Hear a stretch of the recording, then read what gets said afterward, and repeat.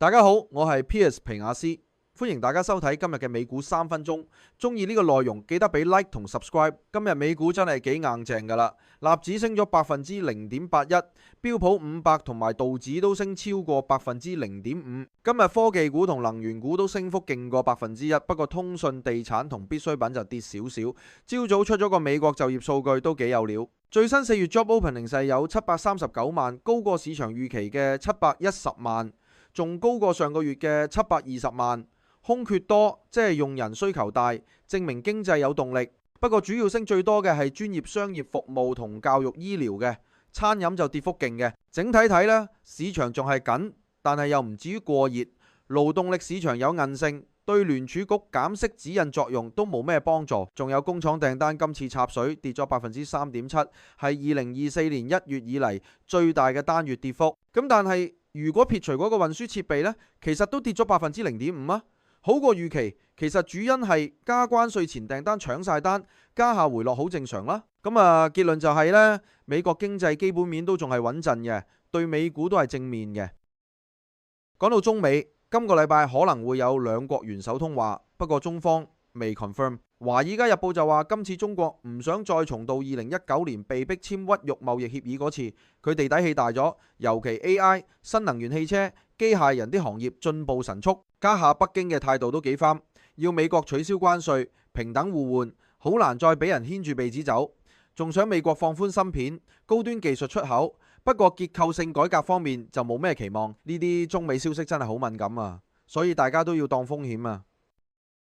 特朗普啲貿易消息又可以點攞錢？華爾街有機構用過特科 trade 策略，每次特朗普放狠話呢，就做淡標普500期貨，5日後平倉，累計都有12%回報。同期間如果你只係長揸大盤，就咩都攞唔到嘅。咁就原因好簡單啦，特朗普成日嚇市場，然後再出個緩和消息呢，行情跌完就反彈嘅。今年4月2號講對等關稅，市場嚇親，2日標普500跌咗10%，但4月9號特朗普自己又轉態話暫停，市場即刻彈翻。家下雖然佢又加鋼鋁進口稅呢，市場反而冇咁震撼㗎，只係跌咗3.4%。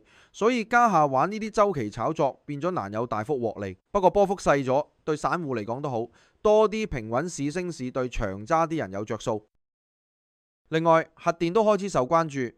Meta 啱啱簽咗個20年核能採購協議，攞晒伊利諾州克林頓核電站全部發電量，等於供到成百萬戶家庭用電。AI 嘅需求帶動核能變咗科技巨企心頭好，唔受天氣影響，出電又穩。微軟啊、Google 啊、Amazon 啦，其實全部都加大投資核能㗎。美國政府都支持。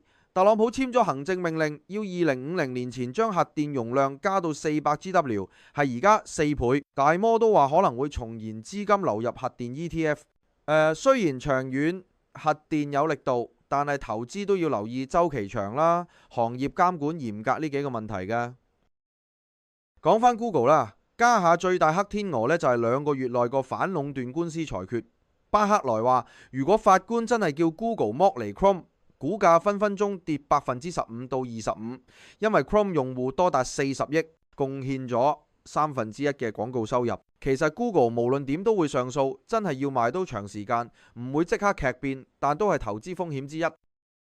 今日馬斯克都忍唔住開火對住特朗普支持嘅美麗大法案，佢喺 X 寫大段嘢鬧預算法案，又搞亂赤字，搞到 Tesla 個股價回吐晒今日升幅。其實市場最關心係馬斯克同特朗普會唔會決裂？如果少咗政策紅利，中長線會有影響。但係我皮亞斯睇法係，馬斯克始終係大金主，真正嘅分歧未必會完全拆夥。最緊要都係睇 Tesla 無人駕駛業務能唔能夠證明安全同可行，咁就自然有政府開綠燈。咁最後提大家啦，如果你問我用咩券商，皮亞斯首選都係盈透證券 IB， 因為佢無風險收益高，又有4.33厘現金利息，手續費又平，仲有最勁嘅外匯功能同齊全嘅 option 功能。如果你有興趣，記得撳下置頂嘅 link 支持我啦。多謝你同我皮亞斯一齊 update 完最新嘅投資熱點，記得訂閱同撳埋個鐘仔，聽日見面。